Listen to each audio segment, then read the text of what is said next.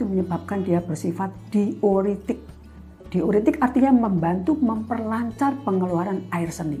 Ini tentu saja bagus untuk mencegah kemungkinan terbentuknya batu ginjal atau batu ginjal yang berukuran kecil akan mudah luruh. Lalu, adakah bukti ilmiah yang mendukung penggunaan air kelapa terkait dengan kesehatan ginjal? Tidak banyak, tetapi penelitian yang ada itu sangat valid dan hasilnya baik sekali.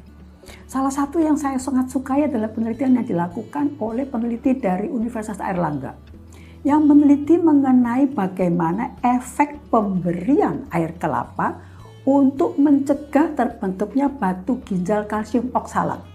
Penelitian itu dilakukan pada hewan coba tikus yang dibuat mengalami pembentukan batu ginjal dengan reaksi-reaksi kimia. Apa yang diamati?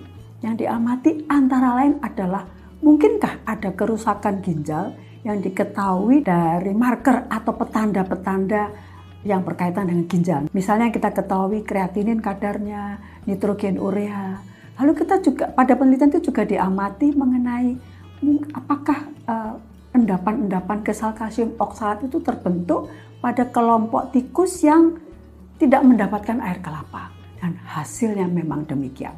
Terbukti bahwa ada beda yang sangat signifikan, yang sangat valid antara kelompok tikus yang diberi air kelapa dan kelompok kontrol yang hanya mendapatkan air mineral. Jadi terlihat terjadinya penurunan pada petanda-petanda atau marker yang menunjukkan kerja fungsi ginjal.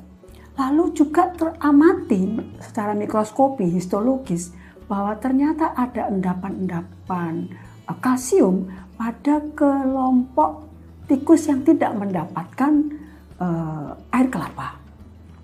Itu secara umum ya saya katakan ya. Tapi ada hal penting lagi yang didapat melalui penelitian itu. Yaitu terdapatnya aktivitas antioksidan. Terbuktinya aktivitas antioksidan air kelapa. Terjadi melalui apa? Penurunan radikal bebas. Radikal bebas itu menyebabkan kerusakan, dalam hal ini kerusakan sel-sel ginjal. Itu terjadi akibat terdapatnya kalsium oksalat. Nah, pada penelitian ini terbukti terjadi penurunan radikal bebas. Dan ini besar sekali kemungkinan akibat kerja apa? Zat kandungan golongan fenol yang terdapat pada air kelapa. Hal penting yang perlu sekali saya tekankan juga adalah tadi saya katakan sifat alkali ya, keseimbangan asam basa dari ginjal itu difasilitasi oleh air kelapa. Apa yang mengakibatkan dampak positifnya? Terjadi pengeluaran elektrolit tertentu, kalium, sitrat, klorida, dan pengeluaran ketiga hal ini bisa menyebabkan menurunnya pembentukan batu ginjal. Lalu apa yang harus dilakukan kalau orang sudah mengalami pembentukan batu ginjal pada ginjalnya? Apakah langsung minum air kelapa? Tindakan yang pertama adalah ke dokter.